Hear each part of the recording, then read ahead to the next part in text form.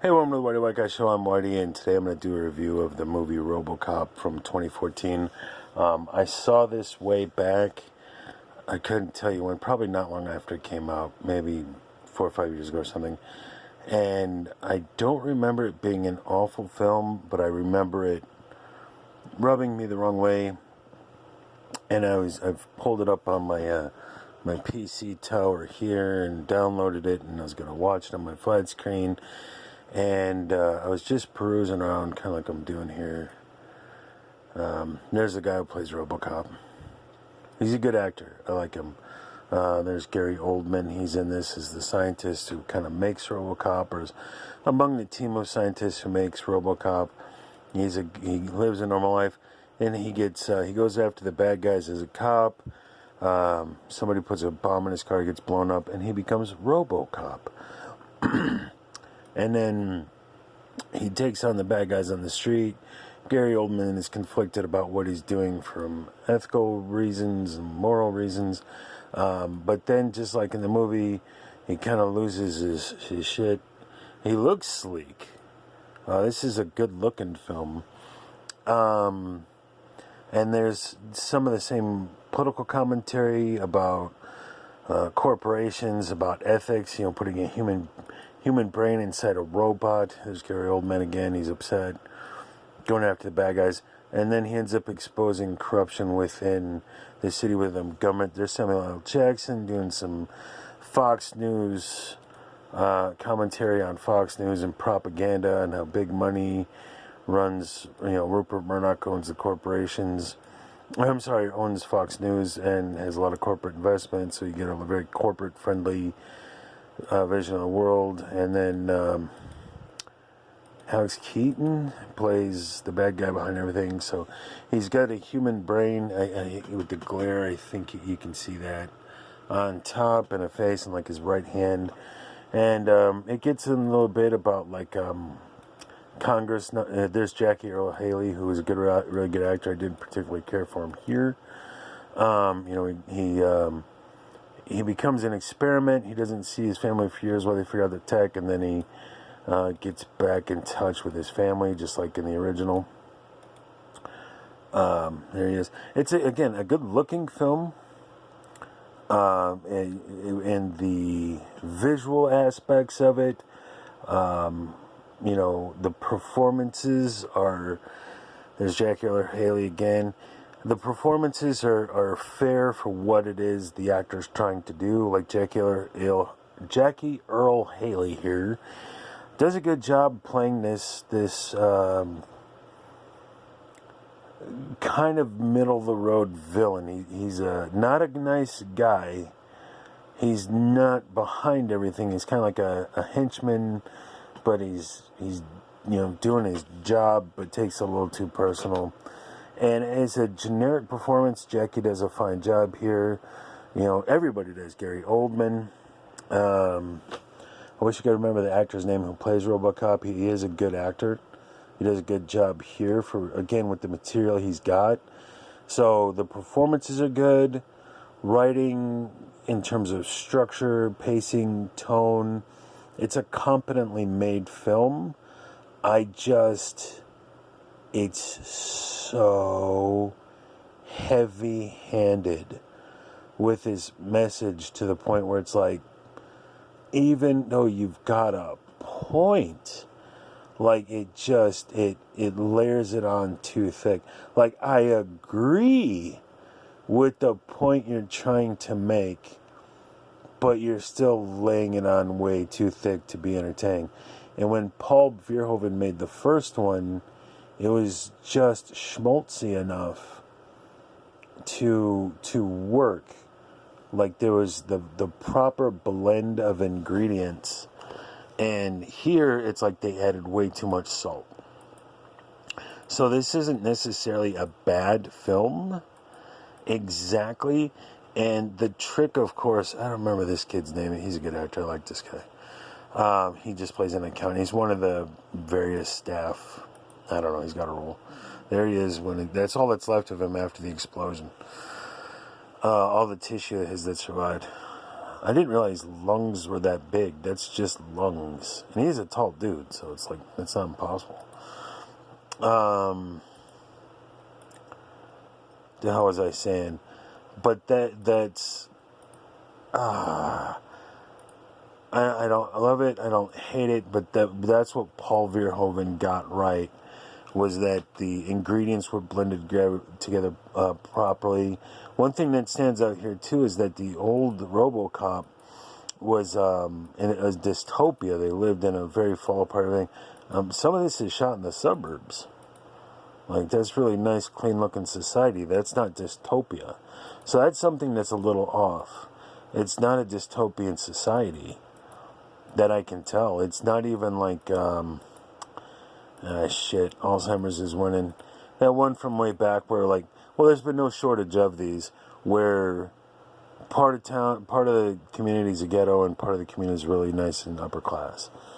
Here, everything looks like they're otherwise doing pretty well. Like, we've got to bring about robots to take on crime, but, you know, Homeland's doing fine.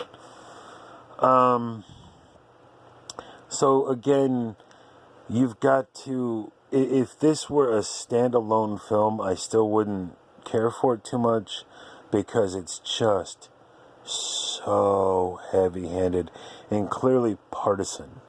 And that's that's the difference between the 80s and stuff like The Simpsons and the 80s and the 90s and the political commentary at the time, you know, something like Married with Children, to what's going on now. Hollywood and the entertainment industry has always been heavily left-leaning, but like Jon Stewart versus the cheese dick who's in there now, there was equal criticism of the political left and the political right. The Simpsons would be just as critical as the Democrats as they would the Republicans, and maybe lean just a little bit, but it wasn't even so much partisan. RoboCop was a criticism of really kind of the system as a whole. You know, I'm going to have to go back and watch the original RoboCop again, but I don't remember it really being two Democrats versus Republicans. It was more about corporations, corporate greed, and the environment of corporate greed. Science gets carried away with what it's doing type of thing. And what is the morality, after this man is technically dead, of making him a robot? You know, what moral violations, what moral lines have we crossed here? With what all the stuff that's going on today, with rare exception, it's so heavily on, like with this Samuel Jackson, it's all clearly Fox News, and it's like even in 2014, there's Samuel Jackson. He's so clearly supposed to be Sean Hannity or Bill O'Reilly. It's like, dude, the left does the same shit the right is doing. The left, the Democrats are as just corporate horny as the Republicans. And CNN and MSNBC is just as biased and as slanted as Fox. So when you're equally critical, or at least fair in your criticism, okay, it's not wrong. This isn't a wholesale slander of Fox News, which is clearly the comparison, but it is, they blow it up to the point, and then it's just Fox News. So if it's like, here's the Fox News commentator doing what he's doing, clear-cut corporate propaganda, and then you cut over to the liberal commentator doing liberal propaganda, and you give that equal time and equal criticism, then I'm on board with this. But it's so left-leaning, biased, not necessarily pro-left, but it just exclusively comes down on the political right, as if that's the only problem here, which is nonsense. If it was just that, like, again, this is he's RoboCop going back to his house, and it's like, that's a shiny looking suburb. You know, that's not dystopian society. So there's something that maybe it's a fresh take, but it didn't feel right in the RoboCop world. So if this was a standalone, that would look fine. But when it's supposed to be RoboCop, it just feels off. But that's a minor gripe. If you want to do your own revision of RoboCop and update it with new technology, and which it could use, and they do well here. I mean, it looks fine to me. But it's just like, again, my biggest qualm isn't in cinematography or lighting or framing or story structure, all these things. It's just so heavy-handed. So whereas Paul Verhoeven's RoboCop had... Oh, that didn't look too hot, did it? Okay, so it's not perfect. But Paul Verhoeven's RoboCop had political commentary, but it had drama and it had moments of levity. And this is just so on the nose. It's not realistic. It's just too much to really work, to the point where it's off-putting. It's hard to get into this film. It's too realistic. And then here you got some political commentary about what's going on. So, of course, it's the little kid who's holding a knife because he's confused because there's been an explosion. He wasn't trying to hurt anybody. And the robot took him out. It's like, dude, it's too all one group of people's fault for everything and everybody else is perfectly innocent. And that's nonsense. Like, why are we right for the United States to be overseas in the Middle East? I wouldn't do it. But if you know anything about the Muslim Brotherhood, like, you could see how they could be deserving of a shwacking. It's not one side is wrong and the other side is perfectly moralistic, which is what this is. It's old white men and it's all white men's fault and the same just commie nonsense. It's like, no, dude, the Democrats are just as corrupt as the Republicans. Liberals are just as messed up psychologically as conservatives. Everybody's, people of color in other countries have their murderers and their empires and their slavery and psychos too. It's like, it's not one side is evil and everybody else is sweet and perfect and innocent, which is what's going on here, or it's too close to what's going on here. It's like, everybody's got their flaws. And so I just, and I hate this movie. I just don't really care for it. So I was going to go back and watch it and do more of, go through the process and everything point by point, but I can't do it. It's, like I said, I like Jackie Earle Haley's my guy. The dude who plays RoboCop, I should really look up his name. Let me see if I can find it. Because he is a good actor. He was in I don't know if I can speak for his career, like the movies he's been in, but he himself is a good actor. Here we go, cast. Joel Kinnaman, I knew that. Joel Kinnaman is a talented actor. I like him. Gary Oldman, Michael Keaton, Abby Cornish, Jackie Earle Haley, Michael K. Williams, R.I.P., bro. Oh, that's, who is, yeah, it was Michael K. Williams. I thought he played a guy named John.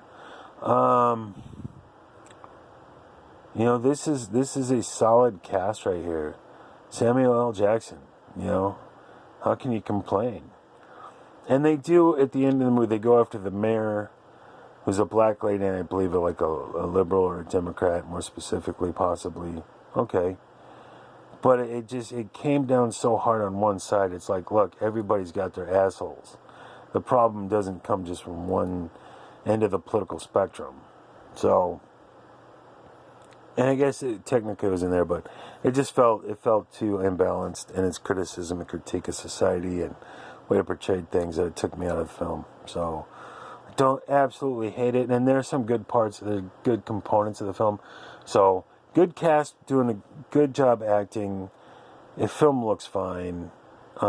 It's not nails on the chalkboard in the worst way. It's not just awful to watch, but it just, again, it was, the political commentary needs to be a dash of salt, not just salt.